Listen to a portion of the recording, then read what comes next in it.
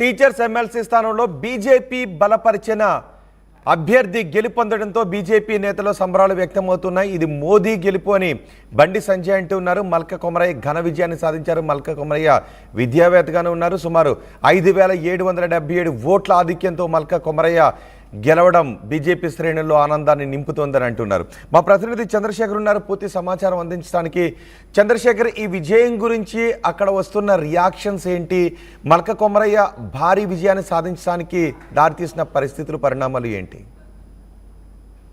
రోహిత్, కరీంనగర్, ఆదిలాబాద్, మెదక్, నిజామాబాద్ శాసన మండలి ఉపాధ్యాయ నియోజకవర్గము అలాగే పట్టభద్రుల నియోజకవర్గానికి హోరాహోరీగా పోరు జరిగింది. దీనిలో ఉపాధ్యాయ నియోజకవర్గం నుంచి 15 మంది అభ్యర్థులు బరిలో ఉన్నారు. 15 మంది అభ్యర్థులు ముందు నుంచి కూడా ఒక పక్కా ప్లాన్ తోని తపస్సు తెలంగాణ ఉపాధ్యాయ సంఘం, ప్రాంతీయ ఉపాధ్యాయ సంఘం సంబంధించినటువంటి అభ్యర్థి, భారతీయ జనతా పార్టీ బలపరిచినటువంటి అభ్యర్థి మల్క కొమరయ్య ముందు నుంచి కూడా పోల్ మేనేజ్మెంట్ లో సక్సెస్ అయ్యారని చెప్పుకోవచ్చు. దీనిలో భాగంగా మరొక వైపు పిఆర్టీలో ఇద్దరు పోటీ చేయడము, గతంలో ఉన్నటువంటి పిఆర్టీ అభ్యర్థి టీచర్ల సమస్యల పైన పోరాటం చేయలేదనేటువంటి ఒక ఆరోపణలు వచ్చినటువంటి నేపథ్యంలో తపస్ అభ్యర్థి మల్క కొమరయ్యకు మద్దతు ఇవ్వడం జరిగింది. యూనియన్లకి అతీతంగా మద్దతు ఇవ్వడము, కేంద్ర హోంశాఖ సహాయ మంత్రి బండి సంజయ్ ఇతర ఉపాధ్యాయ సంఘాలన్నింటినీ మద్దతు తీసుకోవడంలో సక్సెస్ అయ్యారని చెప్పుకోవచ్చు. కార్యకర్తలు, నేతలు వీళ్ళందరూ కూడా ఒక టీం వర్క్ గా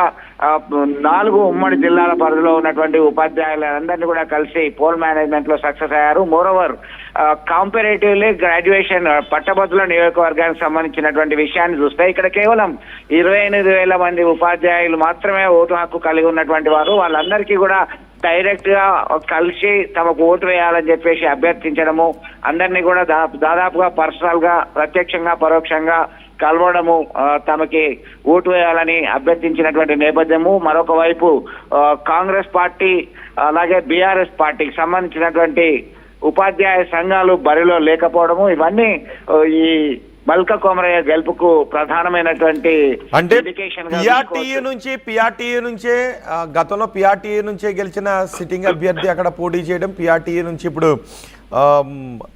మరో అభ్యర్థి కూడా నిలబడటం పిఆర్టీయూకి ఓటమిని కట్టబెట్టింది అనుకోవాలా? ఖచ్చితంగా. అంటే పిఆర్టీ ఒక స్ట్రాంగ్ యూనియన్. అక్కడ నుంచి ఉన్నటువంటి గతంలో ఉన్నటువంటి నాయకులు ఎవరైనా సరే, గతంలో మోహన్ రెడ్డి సైతం విజయం సాధించిన తర్వాత ఉపాధ్యాయ సమస్యలను సరిగా పట్టించుకోలేదనేటువంటి ఆరోపణ. ఆ తర్వాత వచ్చినటువంటి ఈ నేత రఘుత్తం రెడ్డి ఎవరైతే ఉన్నారో ఆయనకి చాలా తక్కువ ఓట్లు వచ్చాయి. 500 లోపే ప్యాక్ అయిపోయింది.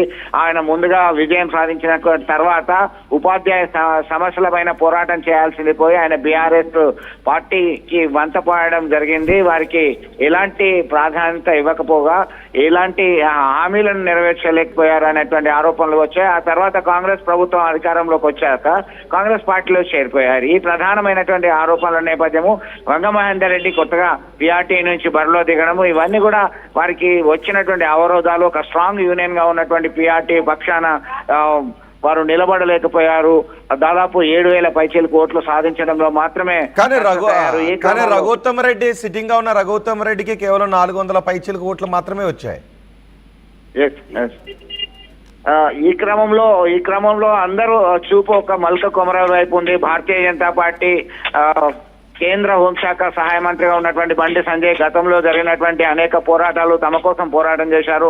పర్టిక్యులర్ గా వాళ్ళు ఎన్క్యాచ్ చేసుకున్నారు. రోహిత్, 317 జీవో అమలైనప్పుడు నేపథ్యంలో భార్య ఒక దగ్గర, భర్త ఒక దగ్గర అనేక మంది లాఠీ దెబ్బలు తిన్నారు. మీ కొరకు నేను జైలుకు వెళ్ళాను, కార్యకర్తలు జైలుకు వెళ్లారు, రక్తాన్ని చిందించాల్సి వచ్చింది. మీ పక్షాన పోరాటం చేయడానికి కేవలం భారతీయ జనతా పార్టీ మద్దతు ఇస్తున్నటువంటి మల్క కొమరయ్య విజయం సాధిస్తే ఖచ్చితంగా మీకు మరిన్ని సౌకర్యాలు కల్పించడానికి మీకు అనుగుణంగా మల్క కొమరయ్య మొదటి ప్రాధాన్యత ఓట్లలోనే గెలుపు, టీచర్స్ ఎమ్మెల్సీలో మొదటి ప్రాధాన్యత ఓట్లలోనే గెలుపును సాధించడం అంటే కొంత గ్రేట్ గానే చెప్పుకోవాల్సిన అవసరం ఉంటుంది. సో మల్క కొమరయ్య మొదటి ప్రాధాన్యత ఓట్లలోనే గెలవటానికి దారితీసిన పరిస్థితులు ఏంటి? మీరు అన్నట్టుగా ఇది ఒక హిస్టారిక్ విక్టరీ, చారిత్రాత్మక విజయం అని చెప్పేసి ఉపాధ్యాయ సంఘాలకు సంబంధించినటువంటి